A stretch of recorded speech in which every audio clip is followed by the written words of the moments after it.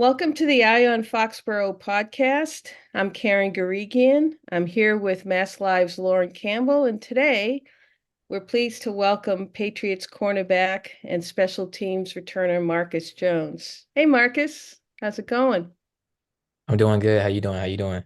We're doing great. Thanks for coming on the show. There's plenty of things for us to chat about. Namely your outlook for 2024 after spending most of 2023 on IR. But also, I'd love to talk about your promising music career. Um, First off, though, let's dig into a little football. How are you health-wise?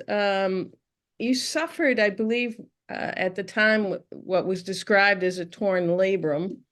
Uh, I think you were trying to tackle Jalen Waddle, if I'm not mistaken, Yeah, yeah, yeah, in the yeah. Miami game. So how are you? Do you think you'll be good enough to participate in the early camps?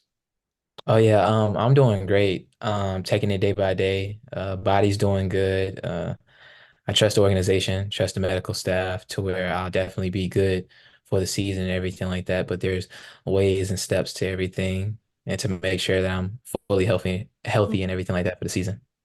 Had you ever suffered any kind of injury as, I don't know, I guess severe or major as that one? Oh yeah, I had shoulder surgery coming into my That's rookie right, year. coming I had in. bilateral. I had Yeah, bilateral, so this is just one. So yeah. like champ at this. So I know I know exactly what to do. I've been through two before, so this is just one. So I'm good. Okay. But you say you're feeling pretty good, all Mm, things considered. yeah. Yes, ma'am. Um, how tough was it for you being out, like sitting out the whole season? You had such a promising rookie campaign, and everyone was so excited to see you progress last year. How tough was that for you? Oh, it was real tough in the sense of being out there. I wanted to be out there with my teammates, went through the hard off season and then, training camp and things like that. But I'm locked in. I'm gonna make sure my body's doing good and everything like that. Definitely want to be out there with my brothers, and I'm gonna make sure to take advantage of every opportunity that comes up, every snap and every meeting and everything like that. So ready to get back to it in 2024. Did you do most of your rehabbing in Georgia, or were you kind of back and Oh, I forth? was I was moving around. So Did you spend any time with Christian Gonzalez, who also missed a lot of the season with an injury? yeah, I like I said before, I've been through it, so I was kind of giving him some tips and everything. Anytime he wanted to ask me about certain things and stuff like that, I was there to help him out with that and everything too. So So you mentored him with shoulder problems, right? yeah, yeah, yeah. So it's just one of them things to where I love to help people in general, but especially the younger guys to where they just know what to do and how to do it because in life you're not going to know everything, but having that mentor in a sense or an older guy that has been through it kind of ease the mind and make you feel better about the situation of going through it, rehab, and then also getting back into fully healthy. Would you say you and Christian are kind of looking forward to kind of hitting the ground running and getting out there and showing your stuff this coming Oh year? yeah, for sure. We sit by each other in meetings and everything. So me and him always have something to talk about and everything. But yeah, man, he's a great person. Quiet, just does the work and everything, and it's great to see. It's funny, people say the same thing about you. So I guess Uh you guys are a yeah, good I got pair. a little bit more. I got a little bit more personality than Yeah, Gonzo we're and going to everything like talk about that a little that. bit. Um, a lot has changed since you last played last season. Coach Belichick is gone. Jerod Mayo is now the head coach. Mhm. The defensive staff um, has pretty much stayed the same for the most part. Um, do you see, at least from your side, are players looking forward to kind of turning the page and getting on with the new regime, kind of, so to speak?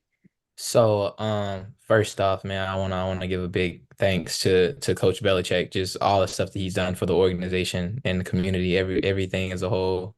Mm, Um, he's the one that ended up seeing, things in me and being able to end up mm, drafting me. So that was a blessing and everything. But I feel like everyone's feeling good about the situation of still having a guy that was part of Coach Belichick's tree, mhm, So it's not that much change whenever it comes to somebody coming in and changing the whole whole thing, whole playbook, all types of stuff. So just having someone that we also trust as well, he's been there for a minute and he's also played for the organization, so he knows what comes in the ins and outs of conditioning and being part of an establishment that has been good for a very long time. So I know that us as a whole, we're ready to hit the ground running, especially with a guy that we trust. mm. What was your biggest takeaway? What's the biggest thing you learned or took from being coached by Coach Belichick? Which I've always prided myself in this and no complacency, but like he really drives it, no matter what happens, win or loss, we're always trying to look for, of course, you won't be uh perfection in a sense, but permanent, making things permanent. So practicing it so much to where you don't even have to think about it and just go out there and play and take it one snap at a time. So just his presence and how he talks with film and just dissects things and try to make it simple for people, it helps out a lot. So I really appreciate him for that. Mm. What's your sense of Jerod? Did you get to have much interaction with him at all? Oh, for sure. I mean, he was with the linebackers, but he was, kind of guy that was mapping things out. And Yeah. what's your impression of him? His impression, well, my impression on him is that he's one of those guys to where he shows the love of the game, at the end of the day, it's a kid's sport. We're going out there and playing our all, of course, but he brings the excitement, while we making a play, man, get excited with your teammates. You worked in the off season, like I said before, and just showing that excitement and everything like that. We get to play football on Sunday with millions of people watching. So why not have fun with it and everything? So definitely learned that from him. And then also, man, just having that personality whenever you're walking around and everything. Just yeah, he just has that excitement to him. I'm not asking this as a knock on Coach Belichick, but I'm just wondering if Coach Mayo is a little more relatable to you guys. I mean, he was a player maybe within the past 10 years. Mm. And does that relatability help, do you think, with, So with you guys? yeah, so with that, that's what I meant by the trust aspect. He's been part of the organization and been in our shoes as well. So he knows about the hard work and the dedication that's needed um to be um in an establishment like that. So just being having someone that's been in our shoes before helps out a lot and the trust is just there. Hmm. Do you have any sense if you might, with things changing, the offensive side changing, if you'll get any more run on offense? Because you did your rookie year, you were sprinkled in for a few plays and you did well. And I know you identify yourself as a defensive back, Yeah. but is there any, I mean, would you be open to once again kind of having multiple roles like that if Yeah. So If Gerard asked? that's the million-dollar question everybody want to know. Um, yeah, I'm open to it. Like I love playing both sides. Of course, I'm a defensive person. Like that's what it is. You said it, but I Yeah. love playing offense as well. And like I said before, if it's helping a team, then I'm down for it. But yeah, I love being on the offensive side as well. So I'm always end up doing a returning in defense. But if he needs me to play offense too, I'm down for it 110%. Well, you were the league's leading special teams punt returner as a rookie. You had a couple of picks and were really involved. But as I said, offensively, you made a few plays there as well.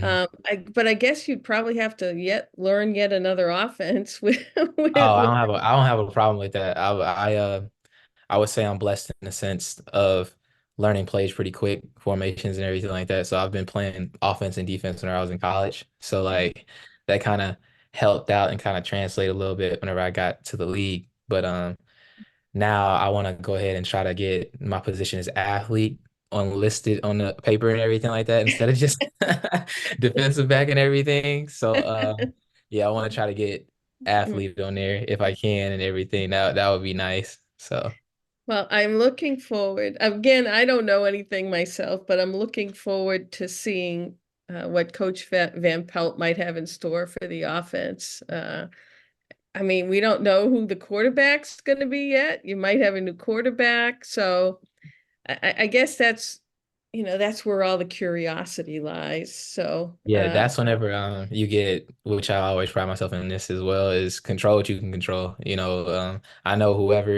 it is at the end of the day, gonna have to put in work and show. This league is big on how long can you do it. How many times can you do it and how long you can do it. Like that's the main thing. So at the end of the day, we're trying to win a Super Bowl, so we're gonna make sure to put in that work and keep our head down. mhm. All right, let's flip to your promising music career.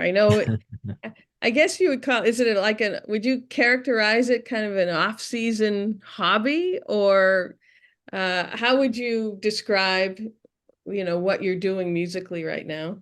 Yeah, I would say it's definitely a hobby. I've been doing it for a little minute, but when people end up seeing me, whether that's in the studio or I show them how I make songs, you're like, "Nah, Marcus, this isn't a hobby at all." Like they end up seeing how much it is into it, how many takes I end up doing, and how I build a song from the beginning to the end, and they're like, "No, if I try to do that, it looks like hieroglyphics in a sense." Like they like, "Oh no, I don't know what to do or how to do it." So I've people always ask, they'll be like, are you a rapper? Are you a singer? And I'm like, I'm neither. I'm not a singer. Like, I just want to let y'all know that. Like, I'm not Oh, that.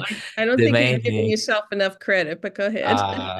uh, I'm an artist at the end of the day. I'm one of those people to where I just try to make people feel good in a sense, whether they bopping their head or dancing to the songs. That's what I usually try to do. For those in the audience, he has a name, a pseudonym kind of. You're known as Elliot J in your music Yeah. world. How did you come up with that? Yeah, so my middle name is Elliot. So that's Okay. what my last name is Jones. So I just put the Elliot J and everything. And most people end up seeing it as like misspelling it. So like I'll be having to tell people it's with two T's, guys. So ELLIOTT then dot J. So but yeah, I ended up coming up with that and I was like, hey, it kind of sounds good. So Yeah, I it was like, I does. guess I'll go ahead and stick with it. Well, I didn't know if that's like, your alternate personality, Elliot J, or or how Ah, yeah. consider it. But um, for those listening, uh, you can listen to Marcus's music on YouTube. Hmm. Uh, I listened to one of your songs called "Make It Right," and I thought Yeah. I thought it was great. Now, you're able to kind of put everything together by yourself using Hmm. computer generated Yeah. music, and then you attach your voice to it. Is that basically what you do? So basically what I do is usually sometimes I'll end up getting a sample from a producer or they'll end up having a certain sample. And what I'll do is record my vocals like at home. I'll record them at home, do it like that, and then I'll end up kind of arranging what I want to do. I'll add some things here and there, add the drums to it on how I want to add the drums, end up putting the automations, reverb, delay, all types of stuff to where the vibe fits. And then I'll end up sending it to my mixing engineer. I'll listen to that. And then next thing you know, I'll be like, all right, now I'm gonna get it mastered. So mastering, making sure it sounds good in the clubs or sound good through the iPhone and everything, and then kind of go from there. Did you always have this interest? Anyone in your family, like a noted singer or songwriter or whatever? No one big, but my dad always used to. play around with turntables. So I was around music all the time, or he'll have an MPC. So he used to mess around producing as well. It wasn't anything big, but it was just people would come over and he'll just mess around with that. So I was around music for a very long time. And then I was like, man, I'm gonna try to start making beats. So I started doing that. Then I was like, people not just gonna listen to beats all day. So let me learn how to record myself. So eventually I built into learning how to do that and then just went on from there. How big is your catalog right now? Ooh. Very Oh, big. Like very no, it's very big, very big. So like I can honestly, depending on the day, I mean sometimes it takes longer than others for different songs. But I haven't recorded until like a month. I haven't recorded since a month and a half. And then I ended up making one song that was pretty good the other day. But I would say I'm probably sitting on like 500 songs, probably like that. oh my Like gosh. Like, no, it's a lot. But when did Because you start this? In kindergarten? no, so like I started this like my junior year in high school, but that was like, guys, nobody would hear that. Like nobody would hear that stuff. Cause like you gotta build into finding your sound and then making sure it sounds good and everything. But I can end up making stuff pretty fast because I've been doing it for a long time. So and most of the time, the more simple, the better because you don't have to have it everything going crazy because the mind can only hear, well, the ears can only hear so much, and then the mind can only vision so much as well. So it's just all about what type of vibe you're going for. So whether that's pop, R&B, hip hop, reggae, just make it to where people like it. Yeah. Has anyone picked up any of your music anywhere? So yeah, in the UK, I ended up having my Make It Right song that you was talking about ended up going number 9 in the UK. So charting in the UK. So that was pretty nice to end up having that. And I ended up making that one. Uh, it was so it just went number 9 literally this past year. But I made that song for like pre-draft process. Like I was in an Airbnb in Mm. Atlanta, and this is whenever I had my shoulder surgery. So like I had my back, like I'm in a sling recording myself and everything like that. So I ended up doing that, and then I put it out probably I'll say 6 months later or something like that, 6 or 7 months later, and everything. Well, after the season, and then next thing you know, it ended up charting. So most people think songs are just made and then they're out. Nah, I was sitting on that song for a little minute, and then ended up putting some marketing to it and stuff. Now you're not going to be out there like Taylor Swift having concerts or anything like that, right? Or are you?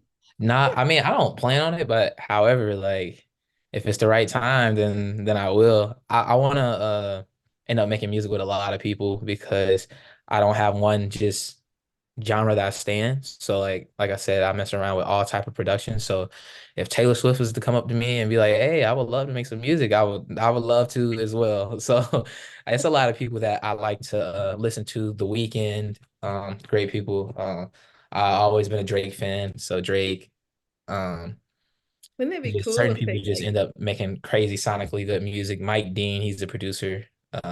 K Tronada, like it's all types of people that I would love to end up you've making either music with. collaborated or opened for one of those acts? Oh That would yeah, see that's what I'm saying. Yeah, I would love to end up collaborating because I've been with engineers and like producers that have been doing this for like 20 years and stuff, and they're just like whenever I show them, they're like, "Oh no, it's like you've been doing this for 25 years," and I'm just like, "Nah, I haven't been doing it for that long," but some people got it and some people don't. So I'm blessed enough to end up being able to hear what other people like to hear.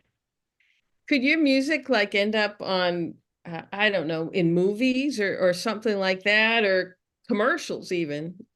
Yeah, so Envision that? I've met some people. I haven't had anything yet, but I've met some people that's directors for movies. And so those are called sync placements. So people would end up getting those on commercials and movies and everything. So basically you'll go through a DP or what you'll do is go through people that basically look for syncing. And you'll end up having a song and then they got to go through a whole little process of doing stuff because people shoot movies like 3 years before the movies even come out. Mm. So you have to go through that. Then it's a whole bunch of changing goes on. It's a lot of stuff behind the scenes that people don't be knowing. Well, I think it's cool to find out that football players aren't like all football Yeah. 24/7, and Mhm. you have hobbies and things you do outside of the game. But I'm guessing your primary love is still playing the sport. Oh, for sure. Yeah, that's number one. But I have a lot more hobbies that I do. I've always played a lot of sports when I was little. So me managing my time, like I golf. I've been golfing since I was 4 years old. So that Oh, make don't music. tell me you're like a zero handicap or No, something. no, no, no. I'm like 10. I'm 10 over. I'm 10 over. But that's still solid, not being able to play 6 months out of the year. Mhm. Yeah, well, Marcus, it's been great chatting about football, your music, and maybe when you have your next hobby, we'll bring you back for that, and we can talk about that one too when you're on the golf tour. How's that?